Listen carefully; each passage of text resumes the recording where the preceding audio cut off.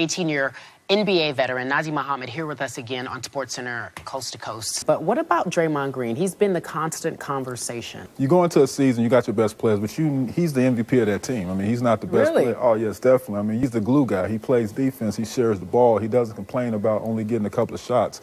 In the NBA, where you have guys who are trying to go out there and score points, get shots, showcase their skills, he's a guy who he wants to win. I mean, he's doing all the little things that they need. Is it too early to be trash talking? It's definitely too early. I mean, we're talking about the finals. We're talking about end of June.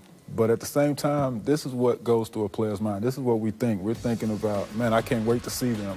I can't wait to bust their derrieres, as it was said. Yeah. So it's something that we constantly talk about. Now with social media, you get a chance to get that message out there, and we all know Draymond says what's on his mind. It's board time in a game, but then it goes onto the court. What did you think of that? As a fan and former player, I was disappointed. I mean, the guys over there doing that. But if I would have been on that team, I'd have been right over there with them doing it myself. About Russell, the player. What kind of player in the locker room is he? He's a great teammate. I mean, he's one of those guys that's hard to kind of really get in there because he's so focused. I have never seen a player, I mean, I've heard Kobe was like this, but he's so focused. And he walks around with a chip on his shoulder. He feels like he has to show the world. And you would think after being first-team All-NBA, All-Star, and all the accolades that he would drop that, but he takes it up to another level. I mean, the focus he's playing with right now is just, we haven't seen this in a long time. To be honest with you. I won't say replacements for Steph, but you're right. You just don't have someone who can come. I mean, KD can score more points. Klay can step up and score more points. You can do some of the things that Steph, you need to win the game. But with Draymond, you lose a defender. You lose somebody who moves the ball, somebody who makes your offense work well. I mean, you don't want to lose a guy like that. In the NBA, you only get 3 seconds, less than 3 seconds in the paint. Most teams like to maximize that by using a 2-9 guy. When LeBron is on the post, when he sees the double team coming, he times up that guy on his retreat because he's too far off the post for the guy to actually win a double team. As they retreat, he attacks. And when he attacks, it gives him the opportunity to finish at the basket or find teammates. I know this firsthand because he beat our Chicago Bulls with the same technique. And for him to be concerned, even if they lose 3-0? Not really, but it's one of those situations where your best player after a championship has to step up and get the team right back on track. Last year, you saw a point in the season where he kind of was really straight-laced. He was just all business. I think he probably needs to get back there so get guys right back on track with him. What's your reaction if they're doing it on the other team, though? If you're down 30 and the other team's flipping water bottles over there? There's two ways to look at this. Don't get beat by 30. Yeah. Another way is that they're just having fun, leave it alone, don't make nothing out of it. But if I was a guy on that court, I'm looking at those guys, I'm looking like, okay, if I get a chance to give somebody a little Howard foul and a little nudge, I'm going to get them. I don't think he did that on purpose. I think he was coming down, he's kind of falling, fell back on one leg, and it just kind of happened. But he has to get rid of this. It's going to cost him a game in the playoffs. He has to totally just get this out of his game.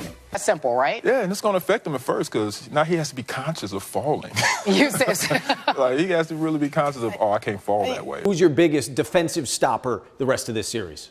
I definitely have to go with Andrew Bogut. Me being a big guy, I understand the things that he has to do. He has to clog the lane. He has to know when to double LeBron. He has to contest his shots. And those are going to be important keys for them to stop Cleveland. Could you see him leaving Golden State? I don't think it's going to happen. I think he's happy where he is. I think this would have been something that was more plausible early in his career after the injuries, but right now what he's built out there, I don't think he wants to leave. But as a player, everybody dreams about playing at home. What is it about going home? That's the team that you watch growing up. I mean, I watched the Bulls. I was a Michael Jordan fan, Bulls fan, so I always picture myself in a Bulls uniform. No matter where I was, I can always picture myself in my number 13, even though Joe Kim had it, in the Bulls uniform, so I know he probably does the same. Do you agree with that? D-Wade did make more of a sacrifice than LeBron, but the person who made the biggest sacrifice was Chris Bosh.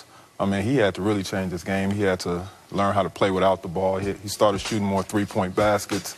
But, you know, it's one of those things when you have a great player playing with other great players, you do have to have some sacrifices. Do you think Steph is a better guard than Russell? They're so different. I'm not going to say he's a better guard. I would honestly, I got to roll with Russell as far as in that head-to-head matchup because Russ can pick you up 94 feet.